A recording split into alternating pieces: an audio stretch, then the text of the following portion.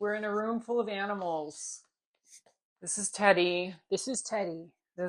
He's not the best one. Teddy is the Tess epitome thinks that her dog is of the best animal on the planet. He's not. Everyone thinks that about all of their animals, but I'm just saying, This Teddy guy is pretty the good. embodiment of good boy. He is the embodiment. Sometimes He's good boy. He's on his leash. Sometimes he's good boy. Other times he's really good boy. And sometimes he growls at other dogs when he's on his leash. That doesn't mean he's not and good boy. Sounds vicious. That doesn't mean he's not good boy. He's still a good boy. Then there's Lionel, who's so handsome and sweet. Lionel is very cute. Right now he's making biscuits in the blanket. Yeah. And then Leo, come here. Leo, come here. He's our new addition to the family. He's our rescue cat. Come here. Good boy. And he likes to bite. He's still, he's very frisky. A little hesitant to go too close to the other animals. Just because, they've ran after him. They've tried to chase him and tried to attack him, but he stands his ground. He stands his ground, and he's a really good boy. One thing about him is that when we went to the Humane Society to get him,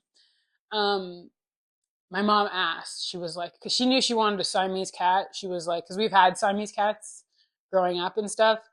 And she asked the lady at the desk if they had any Siamese cats, and they had one who just came in, Leo. But we couldn't see him that day because he was getting his teeth removed or something. What? Oh. Yes. He didn't have any teeth removed. Yes. Yes, she said he's getting his teeth removed, so he's super groggy, so you can't meet him. That was the first day we went with Charles and Sylvia.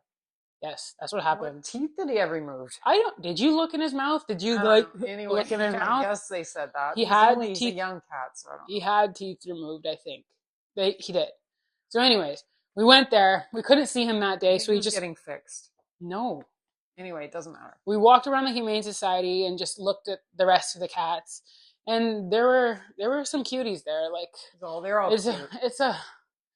But who do you connect with? It's an experience going to the Humane Society if you've never been, seeing them all in cages and stuff, and they're all looking at you. And take me home, please. Yeah, take me home. Some of them are just like, I don't even want to talk. Like, I just, they're just sad. I'm dead inside. Well, they're just sad. They're in cages. So anyways, but that's sort of the story that I'm getting to with him. Like, then we went back maybe like a week after. He was still there. That's why. Because my mom was like, I'm getting a cat. Getting a cat. We've never just had one cat. We've always had at least 2, but up to 4. Yeah, no, we'll tell you the story of the other cats after, but yeah, she was like, I'm getting a cat. It was just like spur of the moment, like, let's just go. So then we went, and after pleading with my husband. We'll talk about that too. But we went, and we were able to see Leo this time. He was in the cage. Yeah. And he was a bit, like, as soon as my mom went up to his cage and, like, put her fingers in, he, like, bit at her. He was a bit standoffish, just, like, kind of, like... It was spunky, I'd say. Spunky, sure. Trying to scratch and bite at you. Yeah, like, he was a little... But apparently he didn't bite at everyone, So he pretty much was biting at Mandy. And then this other lady who was walking with her daughter, she was like, he didn't bite at me. And then we were like, oh, I guess maybe he doesn't, like, does he maybe not like it? And then she was like, no, I think that means he claimed you. So I was like, yeah. And we wanted to get him. They wouldn't let us. Yeah, somebody had an appointment to see him in person. Yeah, they had an appointment to see him. And then we went home all just sad because we connected with him like the most. He bit me, yeah. He bit her, but like still, there was something about him. You look in his eyes, he has his very, very beautiful eyes. But yeah, he was a feisty boy. So then we went home, and she was like, I think she said this, she was like, Leo, bite the people who are coming to get you so that they won't want you.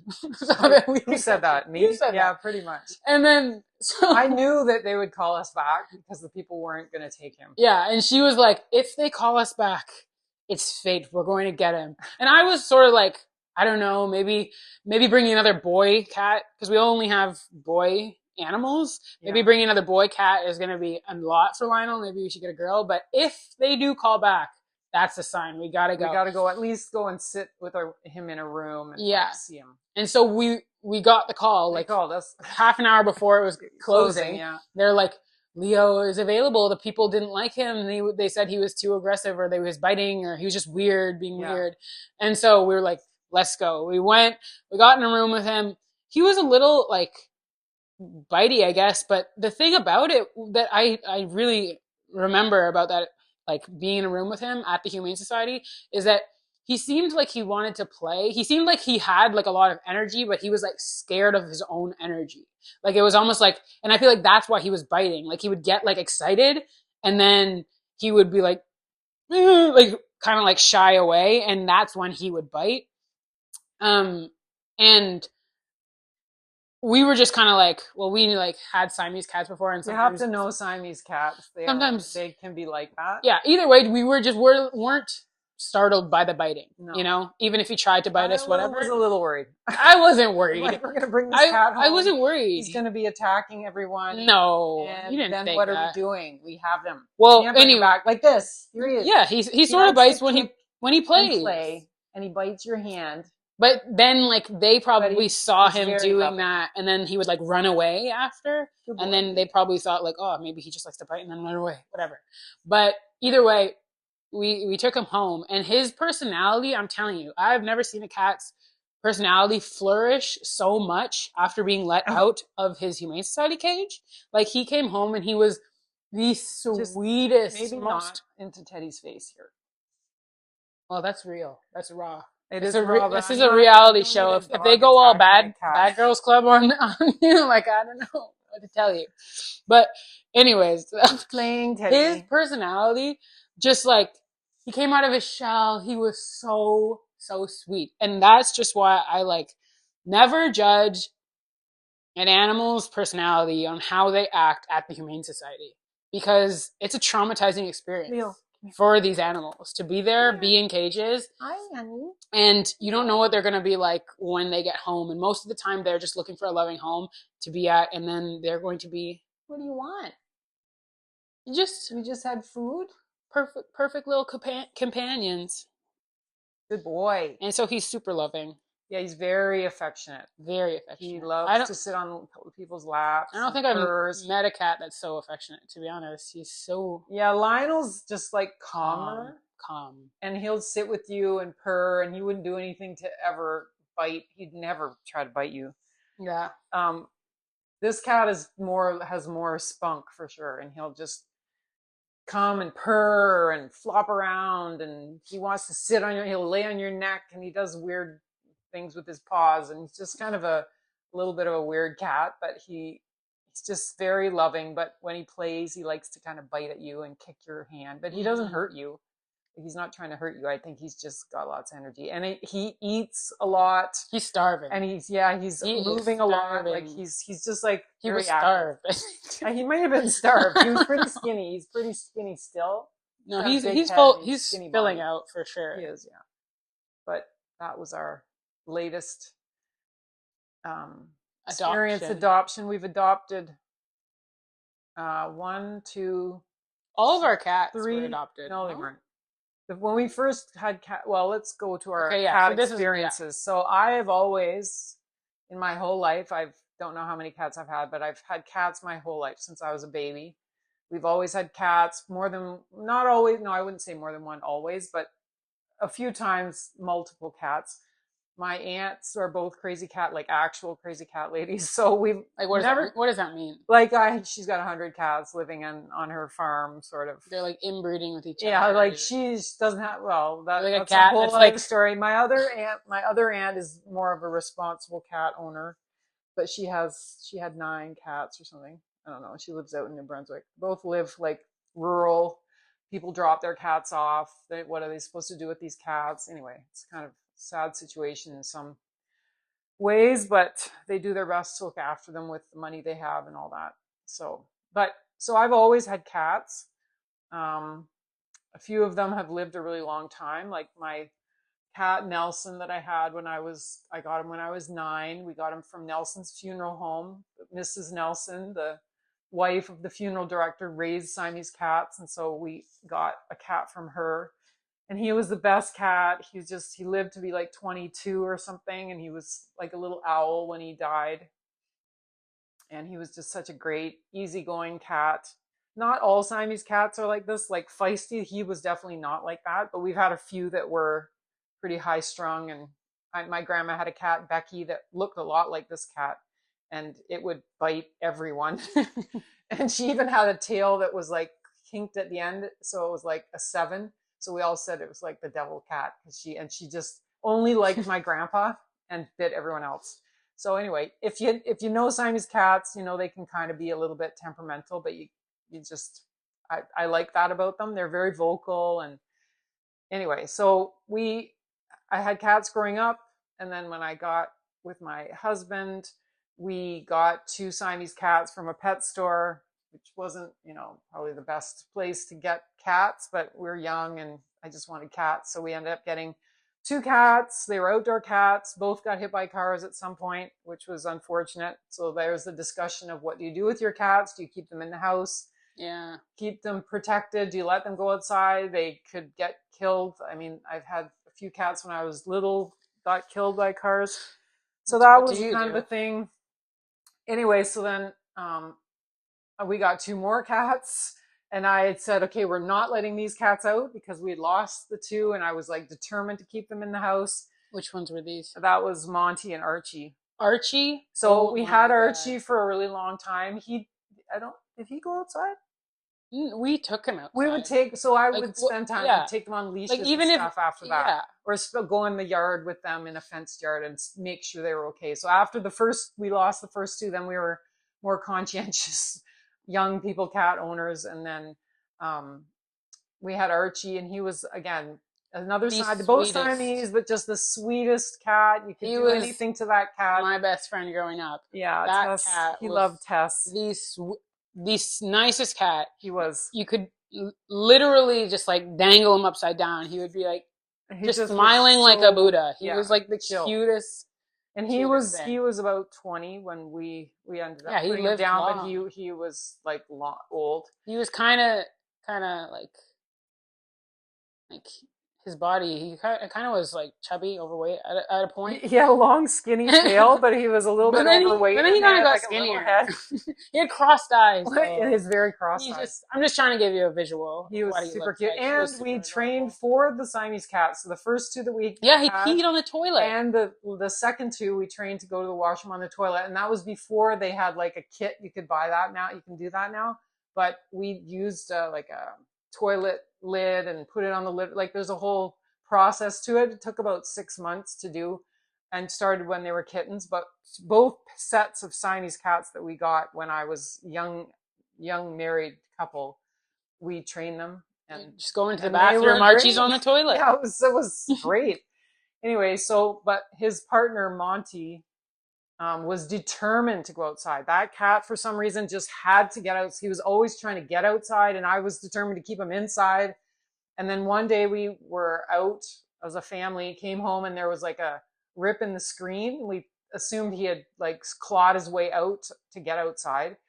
And then we lived by a train track, and he didn't come home. So later that day, it was getting to be nighttime. So we looked and we found him, and he'd been hit by the train. And I'm like, what cat gets hit by a train? Like, how would you Just like waiting there. like, I The don't know. train's coming. The only thing I can think of is that he was, because it was all bush and forest behind our house, that he was going along looking at in the forest, and then he heard the train, and then he bolted like the wrong direction. That's the only thing I can think of.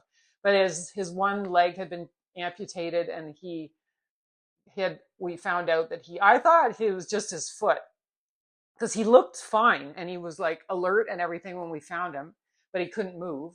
And then when we took him to the emergency vet, they said he had broken his back too. So he had broken his back, and his hind foot had been amputated by the train, apparently.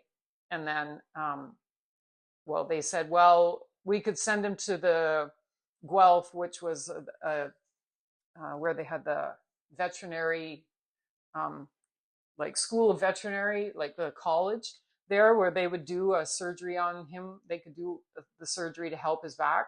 But then they said, well, we can do it. It's going to be like $4,000. And then it isn't guaranteed, and he's going to have to be in a cat carrier for like 6 months. And I just thought that, first of all, we as students, we didn't have money to do that.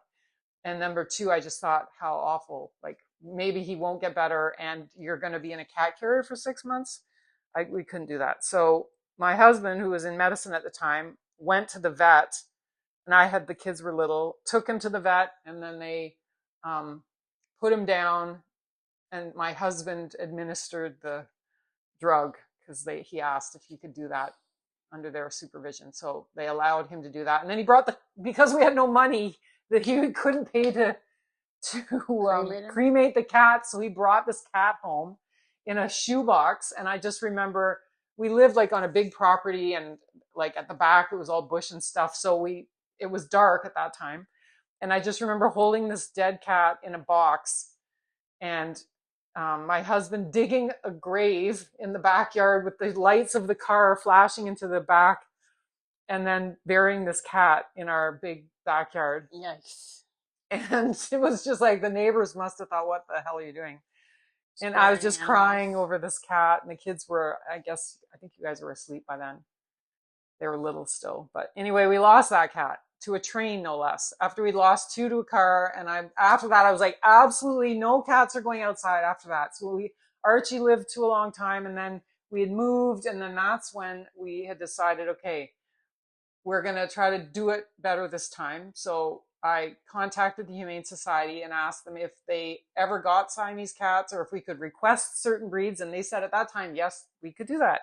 So I said, well, I like Siamese cats, so if any come in here, let me know. It's like literally within a week, they called me and they said, oh, we have one. So we got one. It was kind of a mixed Siamese tabby cross, and his name was Max. We brought him home, and he was a little kitten, and we literally had him for one day, and then he died. He had whatever, like FIP or something, like one of these diseases that you don't know the cat has it, but then if they get it, then they're toast. So we lost that one. Took him to the vet, and they said, yeah, no hope. Like, we're going to put this cat down because he's going to die. We're like, okay. So then the Humane Society called back again, like within a week. Another one. Oh, got another one. And he looks so similar. And so we had. He looks so similar to the Max. Yes, they looked almost the same. Yeah. And apparently they had like Jackson. This is Jackson. It wasn't the same litter. Like, it was a different. Really? Litter. I don't know. No, it was him and his brother. Brothers. Yeah, him and his brother were left like on the highway or something like that. Yeah. Well, anyway, we got Max, and we already had Archie. Or no, sorry, Max died. Then we got Jackson. We had Archie, and then Jackson. Jackson was always an interesting, a very unique cat. Very unique cat. Yeah. Kind of weird. He's just kind of like that awkward kid in class. And I loved Jackson. I embraced Jackson. Look. You're having a stare off. Yeah, stare off through the cushions. I loved Jackson, but you'd have to, understand that he was just a little odd. He was just a little odd. Weird. And my dad didn't like. No, he didn't like Jackson. He just didn't like Jackson. Yeah, and he would always just be like, "Oh God, Jackson's in the room." And I think about this, I'm like, however Jackson was, like, just his weirdness or whatever. I don't even like thinking of people as weird. Like, what does that even mean? Like, Jackson was just being Jackson. You want to lay on the blanket? And come here. I saw this cat. I'm not trying to say anything about my dad or whatever, but I'm just like, I saw this cat, and not just my dad, but I saw this cat get completely fucking ostracized in our family. He was just like, that's the weirdo cat. Yeah. And he would just always be like, yeah, and I felt like that made him act even weirder. Obviously, he's living in a house where people are just the energy toward him is yeah. And I was just so I felt like I was Jackson's only friend in the house, to be honest. And he would always come to me, and I liked Jackson, but then he was literally always on me, help me, please, because everyone else in this house was And so Jackson was a nice cat. He was just a bit weird, and I feel for him because he had a difficult time in my house. I Well, I feel mean, like. emotionally. He Yes. was treated No, he well, was treated well. Like but they fed him, but they nobody stuff. really liked him. Yeah, which is So difficult yeah, it was difficult. for Jackson, And he lived especially when there's another cat that everyone's like, oh, they loved Archie, Archie. he's Yeah. so great. Jackson, oh, like it's hard And for the then cat. so then did we get Lionel next? No, then we got Sasha. Oh, we had Sasha. So then because we had adopted two already, they called me again and said, well, we have another one. And so Tess said, let's go look at her and maybe grandpa would take her because my parents have always had cats. And so that was the scheme to like get another one. That was like the only girl We animal never had, oh no, we've had. yeah, we didn't have any girls up until that point. So then we went, of course we saw her. She looked like Leo. She was a seal point, dark, like fur and points. She was a bitch. She was a bitch. But not in like I'm not trying to say it in like a bad way. She was just she liked like, me, yeah. She was sassy. Very like, sassy like him, but like more of a attitude. Yeah, she like had he's an just attitude. kind of playful, but she was just like, don't fuck with me. Don't fuck with me. Like, but we loved her. I loved her. I loved her too. She's great. So we had, and she didn't have claws. No, so she would always be trying to like, ow, but it's like you have no claws. Yeah, you can't do anything. The people who had her before declawed, which I don't believe in, but they did it, and of course we were just getting her. So we had her, and then Jackson lived a long time. Archie lived like Jackson and Archie both lived to be almost 20. Sasha lived to be about 14. She had kidney disease, which I've since learned about what to feed them. That before it was mostly kibble, but that's not the thing for cats since they don't really drink water, and of course they end up with kidney disease. But while we had Sasha, we got Lionel. Yeah, so we had Sasha. We had all the three, and then and I don't even know why I wanted to get. Oh no, because Sasha died. No, I think we had Lionel when we had Sasha still. Did we? For the beginning. We had 4. I think maybe she was dying, or like I don't know why. She was on her way. Lionel, but I was just like, I was sad about the Siamese, and my mom said, well, why don't you get an Abyssinian? Because they're like a similar breed in that they have a similar body type, and they're all very like, they love people, and they're like dogs. You can train them and stuff.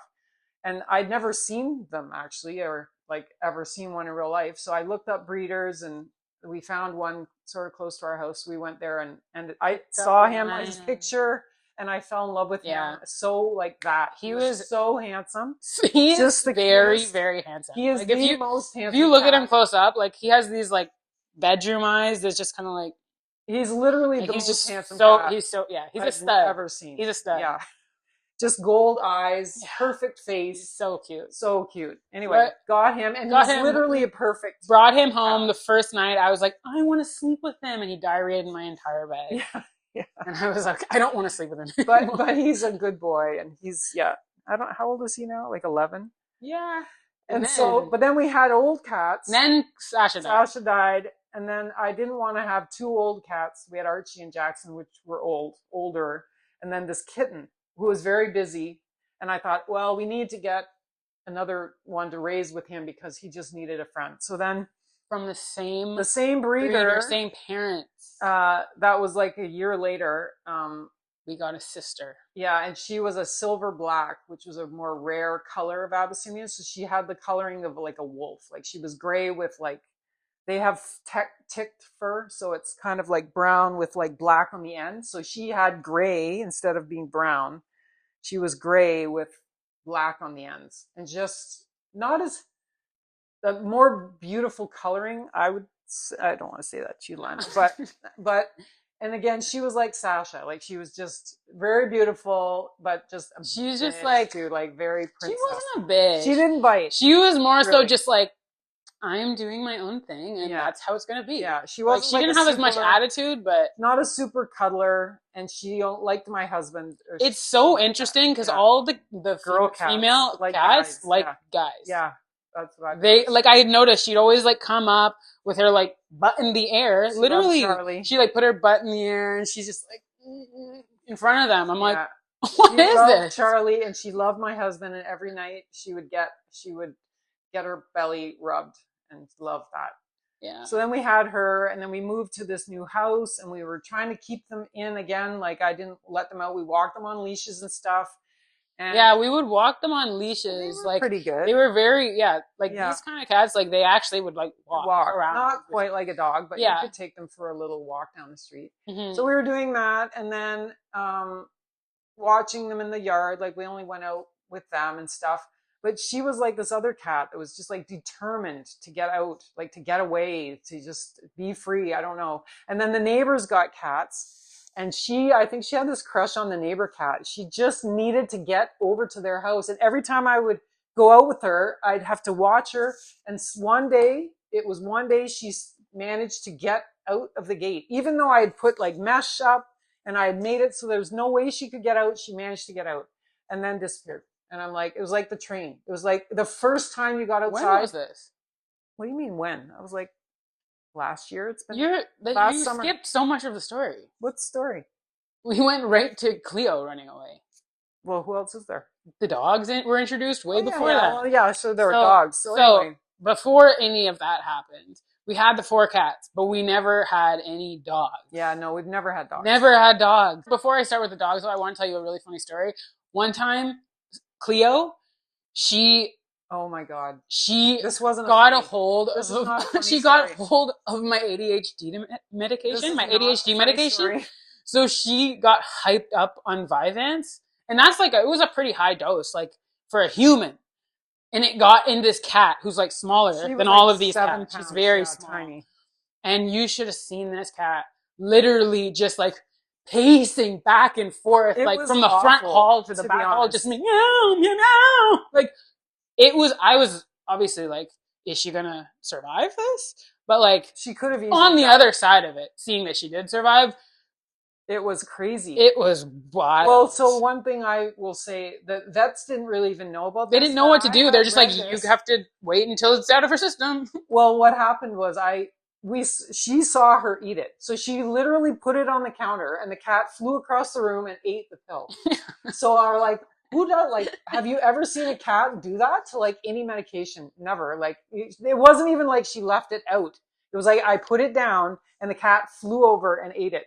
So then she phones me. I was at work or Yeah, somewhere, I I don't don't know, know. panicking, saying the cat ate my ADHD. I'm like, what the hell?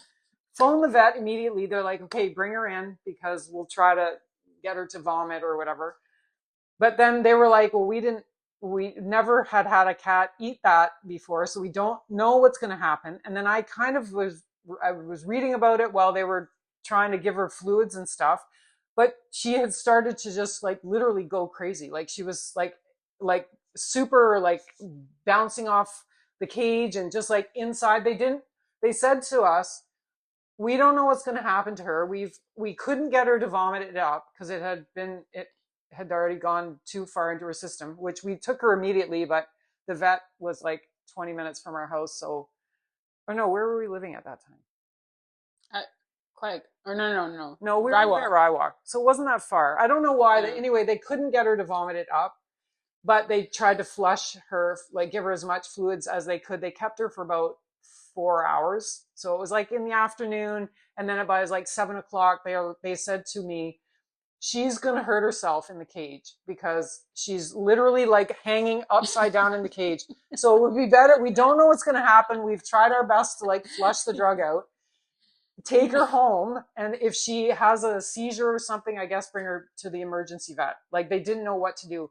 In the meantime, I read that drug is like the cats love it for some reason. Like who knew Cats this? love Vyvanse. So if you have a Watch out. cat and you have a Watch person on out. Vyvanse, watch out for that.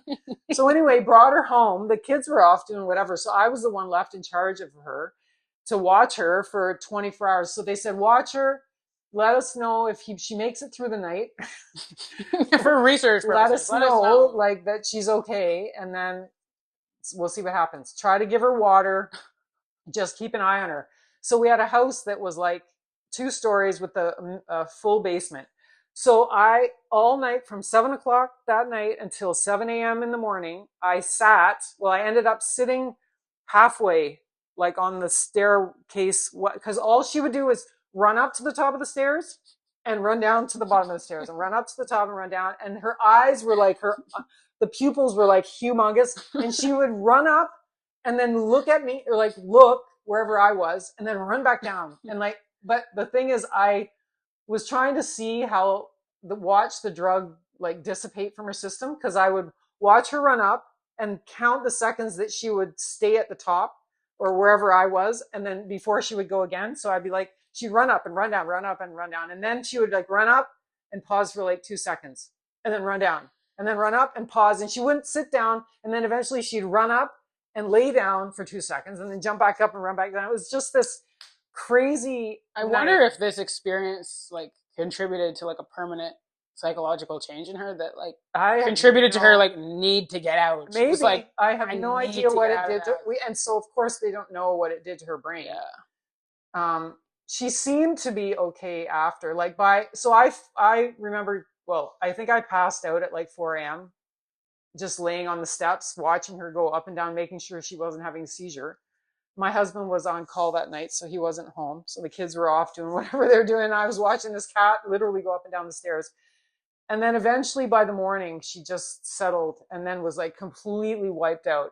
But she managed to drink and pee. So they said if she pees and will eat some food, then we think she's going to make it. So in the morning, she was starving, or she was I don't know if she ate first and then just passed out. Like she was just so tired.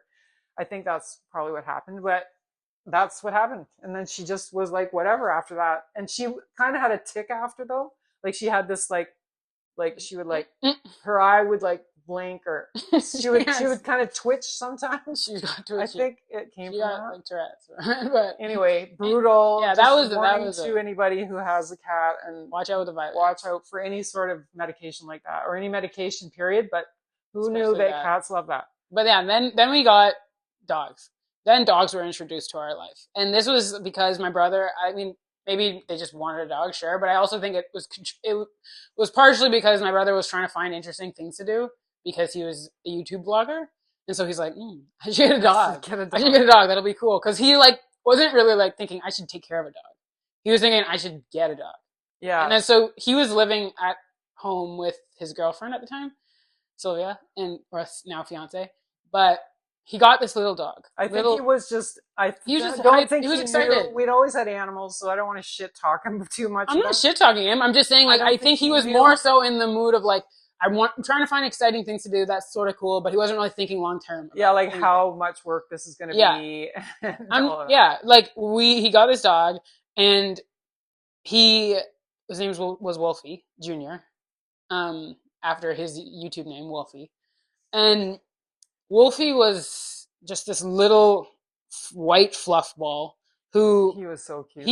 Wolfie was such a sweetheart. He was also sort of like spazzy, like Yeah, he spazzed a lot, yeah, and he was like he was having difficulty that there was other cats in the house. He would like yeah, run after them, yeah. but he was just always smiling. So even when Yeah. he's spazzing, he's like ah, and then he's like smiling again. Like he's just like such a sweetheart, Full of energy, but just not like spaz in a mean way. yeah, Just like no, just like full of energy, and just if you think crazy white dog, yeah, very he crazy was white that. dog. He He was was that. literally just crazy white dog. Yeah, He was a sweetheart. Maltese. He was cute. I think that he like because my brother like was just kind of had the lifestyle of he was going here and there. He was like his career was just starting to pop off, so he was like He was he really was busy. doing things Yeah, all the time. yeah. And so like we took care of this dog a Wolfie lot. became our dog. And like I don't have an issue with that. I love the dog. I wanted to take care of the dog too. But I'm just saying I think that sort of affected Wolfie's personality because he didn't know where his parents were going to be all the time, and he was just kind of like what's happening? Yeah. Like he was just kind of like I think obviously we loved him and looked after him, but he wanted his they parents. would come into his life, and yeah. then they would have to go to travel and be back and forth, and so yeah, he was never sure like where they were going to be. Yeah, and I'm just like, yeah, we got to talk about these things because I'm like, these are important things about having an animal. You have to keep this in mind when you have an animal that they do develop. It's like they do develop trauma. Yeah, that like humans. It's not just like you have to. You can do whatever you want. Yeah, like they are like babies, especially dogs. Yeah, like that's what I noticed with the cats. You go away, whatever. But with these dogs, like they are very much like your child, and I wouldn't say that about the cats. They care too, but I'm saying they're more independent. Like Yeah. the Yeah. dogs are just very much just like, where's my owner? Where's my owner? Like, and yes, cats do that too, but like, I don't know. Dogs are just, they're just, I don't know. Like, So you had got so Wolfie. anyways, we got Wolfie, and then we had him for like, I don't know, a year and a Yeah. half maybe. And he was fitting in well. Like he did spaz at the cat sometimes, but he was like, He was he okay. was, it was good that I definitely think that when people have, this idea of like cats and dogs, like they can live Yeah, together. they were okay. They can. Yeah. And so anyways, then they got, but they were still living at home at that time. Uh, I don't know. Maybe they just moved out to an apartment or something. yeah, I don't think they were living with us anymore. But they got another dog named Prince, and oh my god, Prince deserves his own TV show. Prince is the funniest character, and we'll get into it more after. But like Prince, when he's like, I don't know what animal, He's supposed to be a teacup Morkie. He is this. He looked like a hamster. Yeah, he looked like a very long furred hamster. His fur was all He sticking was out, literally like a handful. like he was electric shocked. Look Like that's what that. his hair looked like. And he came with worms. Yeah, And so he came from somewhere, a very sketchy place. they said that the breeder was just kind of like they were rescuing him from this lady. yeah. And so and apparently he was the runt of the litter, and so he had like he had like angry bowl syndrome. Yeah, where he like didn't like anyone touching his food. He had to fight for his food before. So now it's like, Prince, your food's here, you're fine. But he didn't want anyone to come near him when he was like eating at first. He doesn't have that anymore, but he definitely he came and again, Prince's personality is just very, very unique. And he came with worms. We had to like pull the worms from his bum, and they were like, we got the worms. We did get the worms. He got dewormed. Yeah, but he had them. He had them at first. Yeah. And so, anyways, Prince was this little like. He was so cute. He was so cute. He would like sit on my neck, and me and Prince really, really bonded. Yeah. At first. Yeah. And again, I was taking care of Prince like a lot. And this is when their career like was really going off. Yeah. So like I was taking care of Prince a lot, and I didn't mind. I loved Prince. One time I had Prince, and like I was talking about with the Cleo situation, and I'm sorry everyone for maybe putting these animals in situations in which they were scarred for their life. You didn't do anything wrong. No, okay, well, I don't know about that, but this is what happened. I'm just gonna be honest. My parents were gone.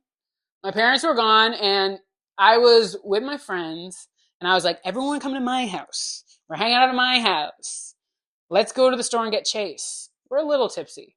I wasn't like tipsy, but like I had some sort of alcohol in my system. Like maybe like a drink. But this is the kind of thing that makes you think like, you don't think anything's gonna happen. And then when it does, that's like, okay, if it was just an accident, that's one thing. But if it's an accident that you could have prevented, if there's any sort of reason whatsoever that it could have not gone that way, it's like another thing. Yeah. And so that I felt like really like, I'll tell you the story. So we were walking. We were at an intersection, Bank and Hunt Club, very busy intersection, probably the two busiest streets in Ottawa. And I was walking with my friends, and Prince has this little leash on, even though I'm like, the leash, he could like slip out of the leash. He's just this tiny thing, right? And I like accidentally step on his foot. Oh yeah. And he bolts it out of my hand. Like the leash just goes flying. He's running down the middle of Bank Street. And I'm just like, oh my God. I start chasing after this dog. I'm in the middle of the street too. Like I'm at this point, I'm like, cars, I don't give a F. Okay, you're gonna have to wait. I'm bolting it behind him down the middle of Bank Street. My shoes have flown off at this point. I'm just running. And then Prince, if you know Bank and Hunt Club, you know that there's like car dealerships, like 4 car dealerships in a row. And there's 4 car dealerships. And then on the other side of that, there's like an animal hospital and just like another really busy street. So my friends are all there, but like, I don't know where they are at this point because I am just focused on this dog. He bolts it into the car dealership. I chase after him, but at this point, I can't see him anymore. I'm like, oh my God. Like, it was fine at first. I'm like, Prince, when I could see him. But now when I can't see him and he's that small and that's He's that busy, tiny and I'm just like, you're dead. and then I go into the car dealership because he's so small, he can like maneuver his way through whatever. I have to climb this fence that's the size of this room and it's full of like ferns and stuff. It has like plants all over it. So I'm climbing this fence. It has like the barbed thing at the top, like the barbed wire thing at the top. I put my leg over. It scratches the entire back of my leg, rips my pants open. So now my ass is hanging out, and there's blood all down my leg. And I'm just like, I don't know how blood got on my face too. But at this point, when I got off the fence, I have blood all over me, and I'm just like, still like, Prince, where is he? I don't know if someone said, oh, I think he went back here, or I don't know, but I was just like, I'm just gonna go. I think someone may have like someone in a car was like, he went that way, I think. So I I follow their direction, and it leads me to like behind the animal hospital, and there's like this forest, and I'm just like, I don't know where he is now. I was like, he's gone. You went into the vet crying, did you not? I think I told one of my friends to go into check in the vet, and I think they came out the back, and they were like, no, we didn't see him, or something like that. So I'm in the back of the vet, and I'm in there like this. There's like a forest, and I literally at that point I stopped. I was like, where am I running to now? Like he's gone. I don't know where he is, and I literally was like, because I felt so shitty. I was like, I don't know how I'm going to explain this to my brother. I cannot explain this to my brother. I can't go home. I'm not going home. I'm not going home. I'm just laying down here. I'm dying in the forest. I literally was like, there's nothing that I could say. And so, anyways, this is going to be a chapter. I'm telling you, this is when a miracle happened. And this is why I'm like, if you need to understand that when the universe can work in your favor. And at that point, I was just like, I was literally on my knees. I was like one of those moments, like, please. And then I went out of the forest, and I was just like, let me just try one more time calling him, Prince. And these girls just got off school, like walking by me, and I literally looked like this beat up mess, just bloody, just like, Prince. My ass is hanging out, remember? And then some lady in her house was just like, are you looking for a little brown dog? And I'm just like, yes, I am.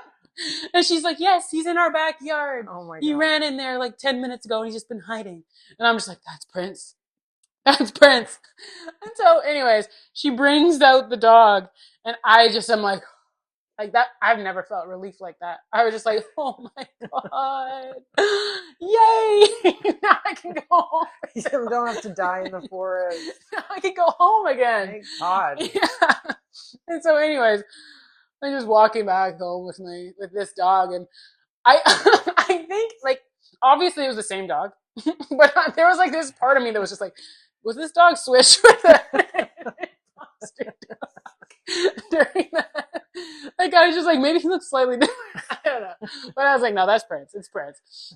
I knew Prince, and that was Prince. But I knew that after that moment, he was slightly different, just in terms of like he's been through stuff. Like he's been through stuff now, and we had this like forever bond now. Like we went through that together. Okay, like please.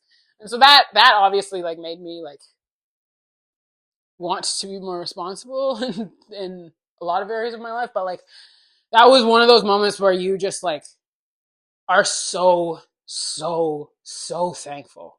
And so anyways, he came back home, and all was well. We have him still. All was well. We still have Prince, but that's why I'm saying that Prince has these quirks now.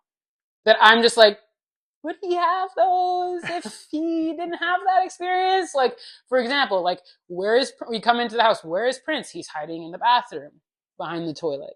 Like he's just shaking, hiding in the bathroom behind the toilet. Nervous for no reason. Yes, he's very nervous for no reason sometimes. And I'm just like, everyone's like, oh, it's just Prince, but I'm like, is it the trauma? You know, I don't know. And I'm like, So I still feel for Prince now, even though he takes it a little far. He's very Sometimes he's spoiled. very Yeah. high maintenance. He can barely jump on the couch. He doesn't really walk ever. He doesn't really use his legs ever. He only will drink water out of a cup Yeah. that you have. Fresh. He's not Must going to the must floor be to drink fresh the water that you like give him. Yeah. yeah, like he is just very like he will always be barking because he needs something from you. Yeah. Very demanding. He's just Very demanding. Like barks to get a drink. Barks because he needs to sit on the left hand side of you. yeah, he with needs to the sit on the blanket, left, like only the left. this kind of stuff. Yeah, Not just like I need to go pee, but no, everything. yeah, and he's Which just is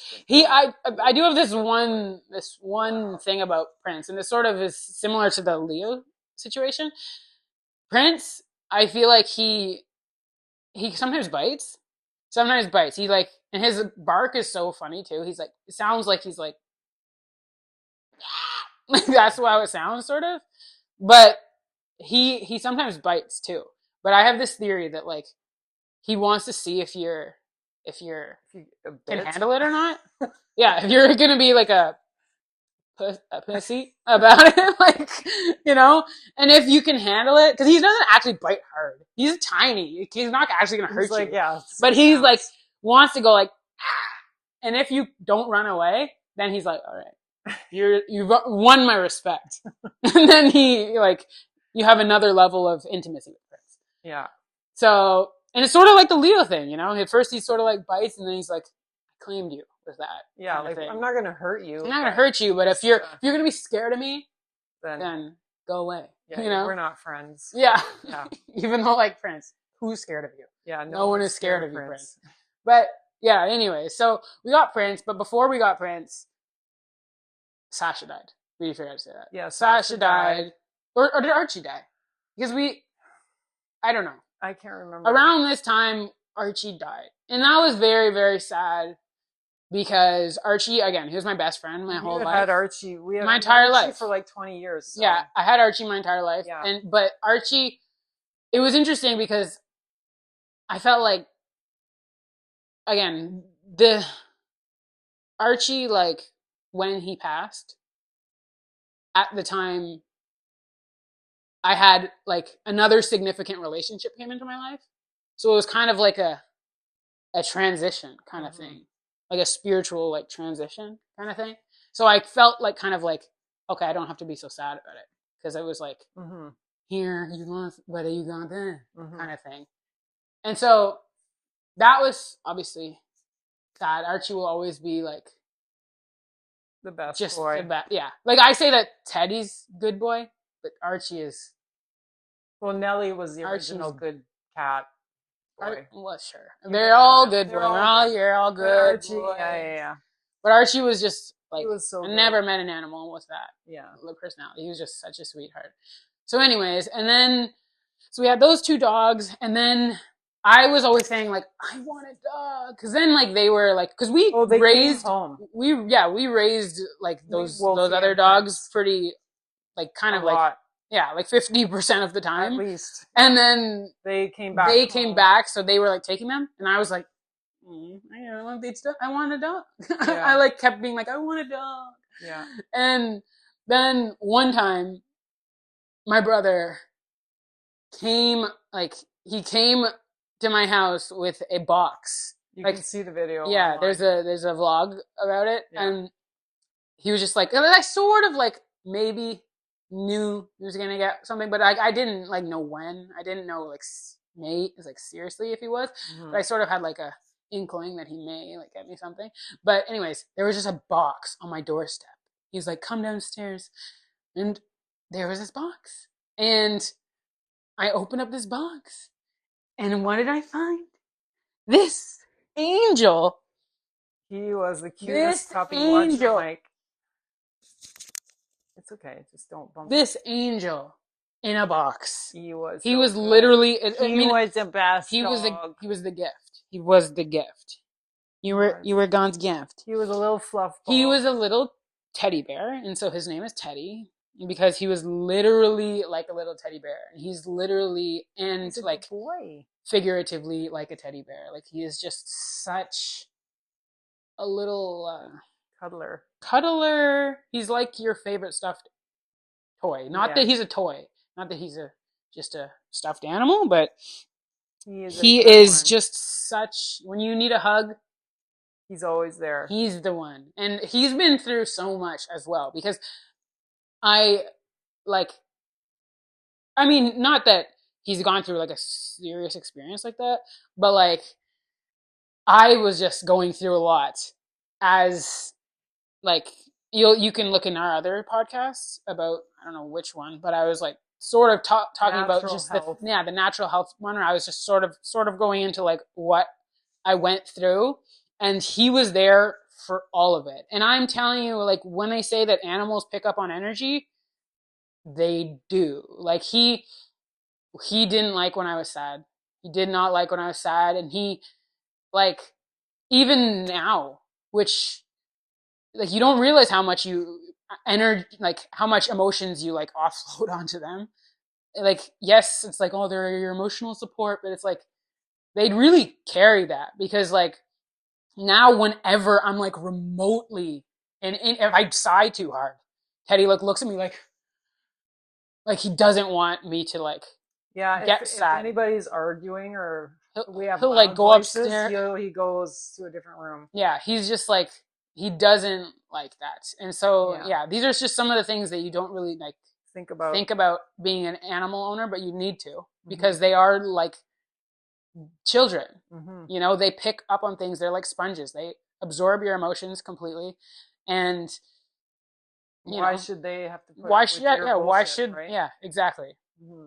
But yeah, so Teddy was just you just such a little light. He was literally the best gift that I could ever get. He was a good boy. Um, and he's such a sweetheart. At first, he was like kind of like I remember he would like sit at the corner of my bed, like he didn't want to come too close. He was just kind of like shy. He was a shy guy at first, but then he would like inch closer and closer, and then we now just have this inseparable bond. And it was difficult because I saw the toll that it took on Wolfie when his parents would go away, and like when I moved to Toronto, I tried to take him at first, but then like when I got a job where I was out of the house all the time, Couldn't I do that. I just kind of weighed the decision, and I was like, am I gonna have him in the house where he's miserable and he's not used to being home alone ever, and well, either that or have to get a babysitter for him all the time, or am I just gonna leave him with the family that he was raised in? And so I did that, and it was difficult. And then I just remember like when I was gone for like a while. Like he would come visit with my parents sometimes, like maybe every few months, but like every time that he would leave, he would just kind of like not Oh, even want to like look he at me. he couldn't try in the car. He'd be terrible in the car. When we'd go to visit and then leave again, he would literally cry. Yeah, and he just like didn't even want to look at me like when he left. And then so anyways, when I like the past year I've been more at my parents' house. So I came back and I was staying here for a few months, and then I told Teddy, I was like, I'm never leaving you again. It's not happening. And And Teddy's like, he understood yes, that. He he understood got that it. because literally, like, as soon as I would try to go anywhere, he'd be right there. He's like, "You're not leaving me." And so I took him with me. Now I've been like trying to incorporate him into my life in Toronto, and you know, it's been pretty good. Like I get him a babysitter a lot because he's still not used to being home alone, and I live in He's a never home condo. alone I mean, sometimes I'll leave him when for I'm like, like 20 minutes. yeah, But I don't no, leave he's him home never alone. left home I by work himself. from home now, and like he doesn't. Wherever I go, I'm like, can my dog come? Because like I don't leave him home alone. He doesn't Good like it, and boy. I know that like well, this is like a whole nother segment. If you should like give in to your dog all the time, but like all I'm saying is I've been incorporating him more now, and now we're like so bonded that like I couldn't imagine leaving him, and I'm not anymore because he he it would affect him. It would definitely affect him. Yeah, he couldn't at this point. You just suddenly Like he's start leaving him home for 8 hours a day. There's no way. yeah no, but I mean like even leaving him Like Oh, if I without you left with him, me, yeah, like that would, like I would still, if I had to, that would still yeah. be okay. You'd be okay. But like you can just tell we have that bond now that he's just like, Mm-hmm. you're not going anywhere. I'm coming. And so, I mean, I don't mind that. I try to make it work, and I think that more places should be animal friendly. To be Accommodating. honest, Yeah. like I feel like we should move to a place where animals are. I mean, you know, there's some places, grocery stores, I get it, but some grocery I don't know. stores, like I don't Los know, Angeles, like it's like they have go dogs into a everywhere. farmer's market, animals can come. Like I don't know. I'm on team bring animals everywhere. Yeah. So like I don't know. I don't think it's an issue, but I do, you Come know, on, like Ryan. Come up here. well before I get into like the babying animals or not, and disciplining animals and all of that, like let's continue on with the story of our animal experience. So we got Teddy. He was great. He's been an amazing addition. He's the last dog that we've gotten. Um, for now, for now. Yeah, we'll be getting more animals. but and then so then Jackson was the last cat. Well, no, we had Leo or Lionel and Cleo, but then Jackson died when we were at some Different a house. different house. Jackson died, and he died at home.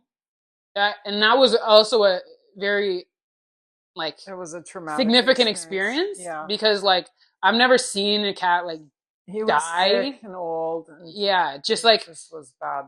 but like watching him like die in front of you, like you saw him like take his last breaths. He was like, yeah, it was like he like I think he died on New Year's, and he was like running, and I just felt like he was running to like heaven. To be honest, like I felt like he was like it was like he was kind of just like he was out of it He in it. wasn't suffering. No, he wasn't. He But just it was was just it looked like dying, his and arms were like just kind of like yeah, he would. I'm That was going. Like he was trying to do the kneading thing, is what it kind of seemed like. He was like going back to like childhood. He's just kind of like, this is my mother, yeah, kind of thing. yeah. Like, The thing with Jackson was he was terrified of the vet. Like it was just like such an awful. Every time we took him, he was a very scared cat after he'd been left out by whoever. So he was afraid of most people and just a very kind of weird cat and terrified of going to the vet. So when he was getting at the end of his life, we debated, are we going to bring him to the vet and have them take him and then put him down and have him go through that experience, yeah, or just do or it at just home. make it terrible, or just be at home with him and wait. And so we decided on the latter, and it was a death that took, like, we knew he was dying, and it probably took, he wasn't, I don't know, like, he wasn't crying, he didn't look like he was in pain, he was just kind of out of it. He was just old. And Mm-hmm. yeah, it was like watching a person die. Yeah, It was not the funnest experience in the world, but we weren't sure what would be worse, whether we should, yeah, put him like, okay, guys, we're going to the vet now. Here he is, and he would just literally freak out. yeah. So it was just, that was a mess. But yeah, watching him take his last breaths, Tess and I were with him, and that happened, and it was just like brutal. I mean, it was sad, but it was also kind of like it was. It wasn't. I don't know if "sad's" the right word. It was just kind of like it's just significant. Like it was just like it makes you think about life. You know, Yeah, which is a part of, we can probably, talk about that. well, we lost Wolfie. That was the other thing that happened. So Yeah. after that, we had the dogs. Wolfie ended up had cancer, and um, my Charles and Sylvia tried. They had Giving pet him insurance, chemo. luckily, for the dogs, so they could, try to do something about it. But about $30,000 later, after giving him medication and doing chemo and stuff. And again, you talk about, is it better to do this? Like, my mom was like totally against that because she has a cat who's like our cat who doesn't like the vet. So going to the vet is very traumatic. Do you put them through that to try to save them? He lived an extra year maybe after he was Yeah. diagnosed, which was fairly, he seemed to be in pretty good spirits. Hey, you get to meet Prince. You get to meet Prince. Here he is. Prince, we were just talking about We were you. talking about you, Prince. Here he is. Hi, Prince. This is Prince. Hello, Prince. Hello, Show him Prince. close up. This is Prince. So you get him in all of his glory. There he is. He's a cutie. Hi, honey. Whoops. Hold on. So, yeah, so we lost Wolfie. That was traumatic for all of us. And then we're in this is where we are. That's pretty much it. No, then we What? lost Cleo. Oh yeah, then Cleo. No, did I say that? You sort of said it, but then we sort of Yeah, skipped so over it was it. Wolfie and then Cleo? Yeah, I think so. Anyway, Cleo somehow got out of the yard and disappeared. Like the cat who got out of the house the first time and got hit by I mean, a train. she was always wanting to. She was always trying to explore. Get out, for sure. And she's escaped the backyard multiple times. True. She had escaped. But then Mandy was like, at some point, Mandy was like, if she's gonna go, let her go. Yeah. But we're still out with her, trying to like keep an eye on her and stuff. She was so determined to not, like once we had taken her out, even on a leash, she was not having it. Mm-hmm. So I would watch her to make sure that she was around, but she just got away and never came back. So again, do you keep them in the house? Some people would say yes, never let them out.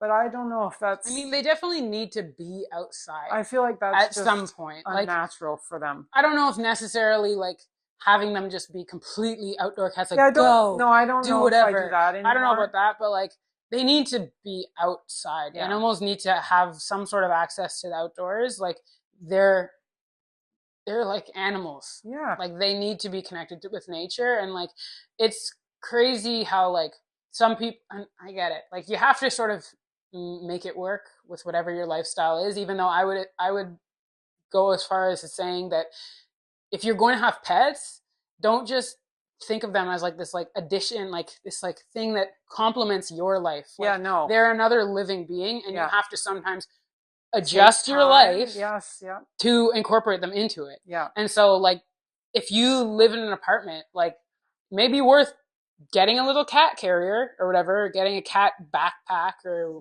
so you can take leash them out and taking them to a park and allowing them to have that sort of like green time, because there's some animals that just sit in a small little apartment, and that's their life and that's all they know, and they're just like this is the thing. A lot of people think that animals are lazy. People are like, my cat is just the laziest cat. He just like sits in front of the fireplace. He just lays down. He's just so lazy. Or like same thing as the dog. These animals aren't lazy. They're not lazy. They're bored most of the time, because most of the time we keep them inside, away from what is natural to them, and unstimulated. Yeah, like they're like they do the exact same thing every day. They're just like, and then they're just like eventually they just lay down. They're like, I'm not even gonna fight anything. I can't get out of here. So just keep that in mind, because like if you're gonna have an animal, you need to treat it like it's another living being, because it's not just like a toy to have. Definitely not that. Yeah, and I 100% agree with you. You don't get them just to have as a little thing. Like that's nice for me. It helps me when I'm stressed. I can like life. You're gonna bring them into your life. Yeah. So that is very. They're not just a stuffed animal. No. They're a live animal. Yes. But at the same time, like, then you can sort of like, I don't know, I'm going to segue into what do you like, how much attention do you give the animal? Like how, because obviously you have your own life and stuff, and it's not like you're going to be like, just like living to please your animal. My aunt is. If you want, Judy would do that. That's her life, is those cats. Well, which is great for the cats and for her, because she loves them. Some people make that their life. But it's like, I mean, I guess I mean more so in terms of like how you, like, because for example, like when we're talking about Teddy like doesn't stay home alone, you know. Some people would be like, well, you should keep Teddy home alone. Like you should train him to be home alone. And I agree in the sense where like I do want to work on that with Teddy. I do. Well, sometimes he does. We do go out and do things, But like, yeah, well, yeah, he does sometimes. or But go for dinner, and he's not home for very long by himself. it's kind of like also like the discipline thing, like because some people would be like, don't put your animals, don't put your dog on the couch, don't cuddle with them in the bed. You know, like there's a level of like I'm the boss, I'm the owner, and you're the animal. And some people would say like Caesar Milan may say dogs like it that way. They actually like when you keep a firm hand. They like to have that level of like I'm being obedient to you. They just behave better. They're actually happier if you discipline them more and you sort of maintain that level of, just authority over them. And I don't know. Like I don't know. That's where it gets difficult because I'm just like I'm keeping my animal in the bed. If you had a Rottweiler, there's no way that you could let that dog behave the way he does. There's no chance. I guess. I definitely think a small dog is even still there, I definitely think that like there are things that he should and shouldn't be doing, but you could not have the same leeway with any kind of dog that's I guess it is sort of like a child, like bigger. You want to sort of like assert there are rules. You need to follow these rules because I've I have more experience. I know that sometimes like there's sometimes, but at the same time, you don't just want to like you want to be warm with them. You don't just want to like extend this cold hand. And like I think it's a little wild when your dog can't come on the couch, when your dog can't come in the bed. I'm like I couldn't not snuggle with this. You can't pick him up. Don't ever pick him up. Like I'm just like that's crazy to me. Like I'm going to be Teddy will be sleeping. Like I don't want to baby him. That's what I mean. There's a fine line between babying and like parenting in general. Yeah, I mean. Like I guess you do have to think about it like that because you want to baby them, you want them to be happy, but you don't want to just like be giving them treats all the time. You want them to listen to you. Yeah. And I sometimes do get pissed off. Good boy, Ryan. I sometimes do get pissed off when Teddy doesn't listen to me because he's just kind of like, I know you're joking. I know you said no. She's going to say yes in a few seconds. Like you can tell he somewhat has that attitude. And to a certain extent though, I'm not going to lie, I somewhat respect him for it. I somewhat respect him when he's like, I'm not just going to do everything you say. Like, what do you mean? Like sometimes I'm like, he's kind of, again, if it was a Rottweiler, you would want him to listen every single time. I know. But I guess, again. He's a little mini poodle, so it's fine. Sometimes, but I'm just also like, he's like he's only gonna I'm not trying to limit his life. I think that Teddy can live as long as he can live for, but I am like kind of like while he's here, I want him to enjoy his time. Like give him the treats, let him have sex with his stuffed animal toy, like let him do these things because he's gonna make him happy. I don't know, but I don't know, like I just do think that there is a fine line between discipline and also, just giving them a good life. Yeah, giving them a good life. Let's talk about the importance of animals in a. I think animals are a great addition to a family. I think it's not going to happen for everyone because not everyone has the money. They don't always have the space to give an animal a good life. Maybe they don't have the time or whatever. But I think that having animals around children and just people, it's just you learn about things like looking after another creature. You learn about being tolerant, learning how to interact with something that's not just like you. Yeah. You learn about death, you learn about the value of life. Like there's so many things that an animal brings to a family and to teach his children. I think that I would never want to not have an animal if I could at all help it. Yeah. Like I think in my house. I think one very important thing, obviously they're nice to just like they're just enjoyable companions to have. Mm-hmm. They literally bring you joy. So there's that. But I do think that it's important to have animals around because like it helps you remember that we are like connected to other living beings on this planet. You know, if we like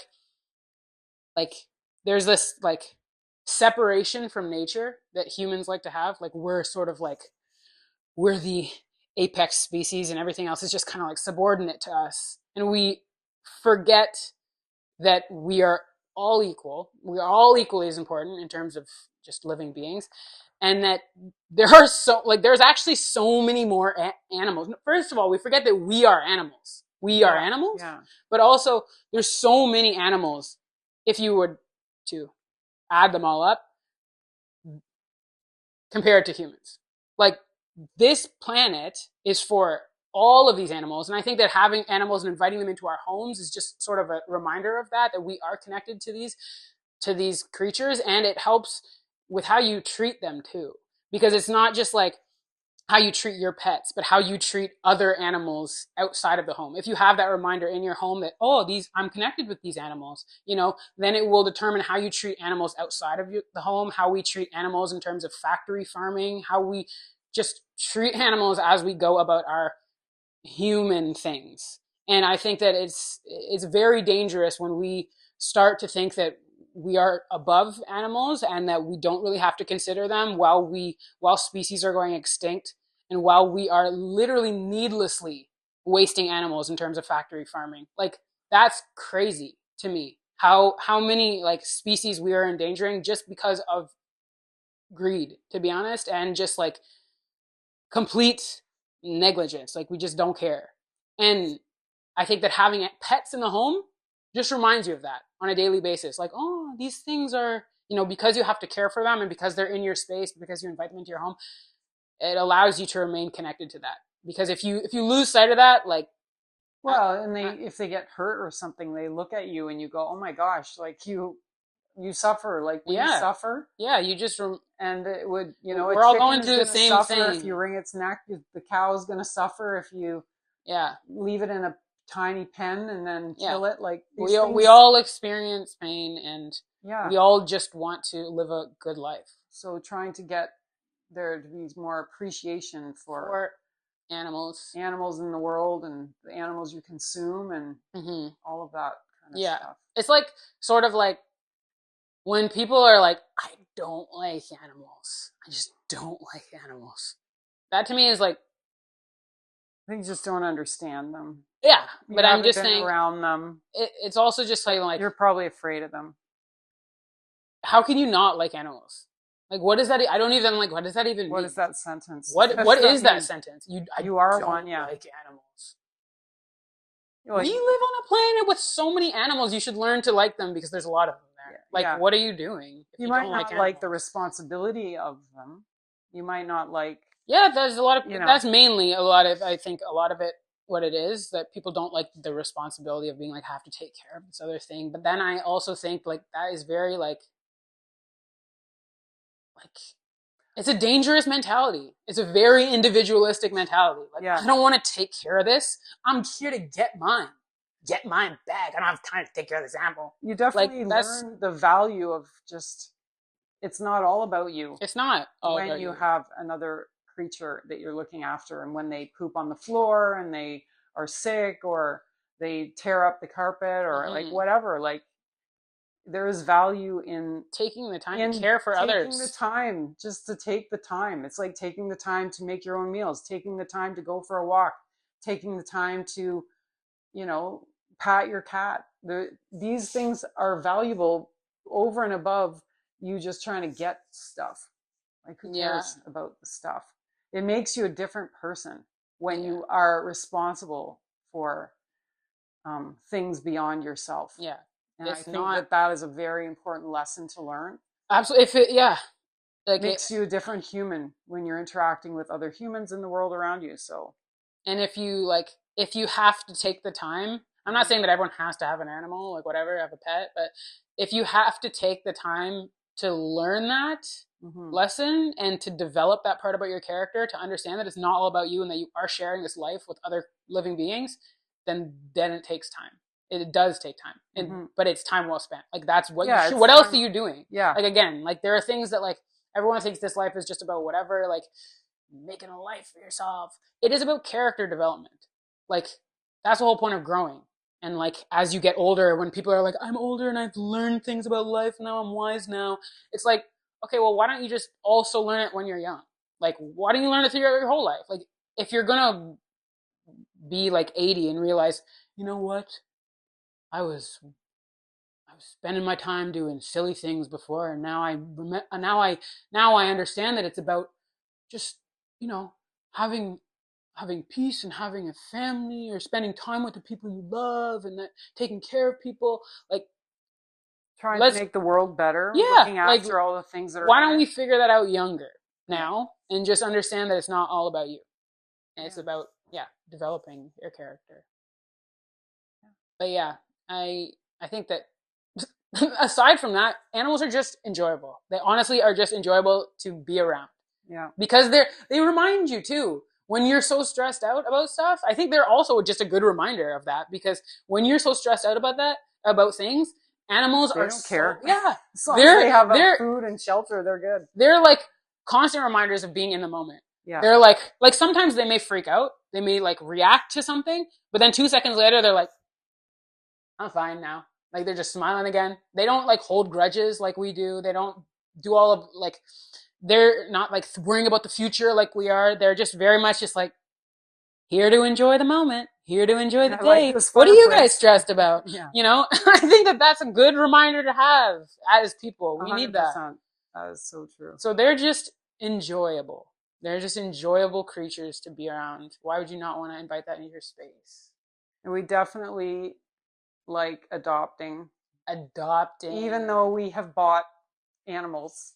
I Like don't know. this guy, We've but you can adopt, we've done both. And I think, I, adopting. I definitely think like there are like we. It's not that like obviously like when groomers like breed or the groomers. Is that what they're called? Breeders. breeders. When breeders breed animals, like now these animals are here too. They need a home.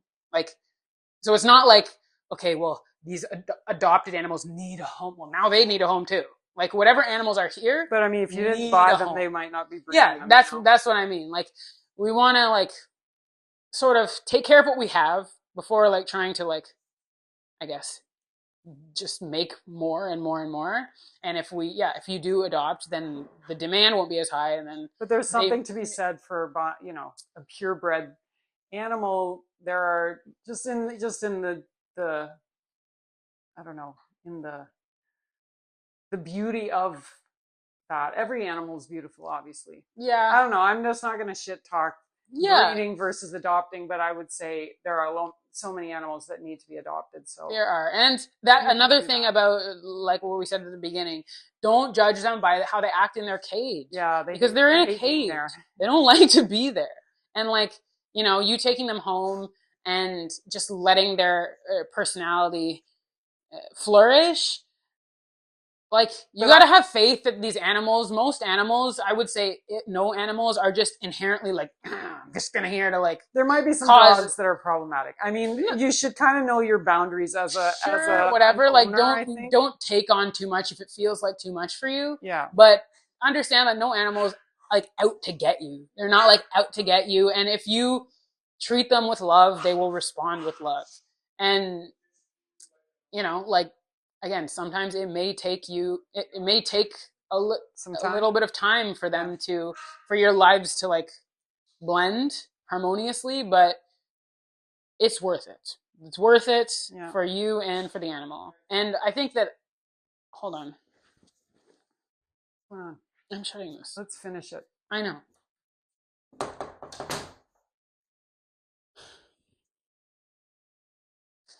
And so yeah, I will say though, like I was thinking about this when we went to the Humane Society because you see all those animals and they're all like, and you don't want to like.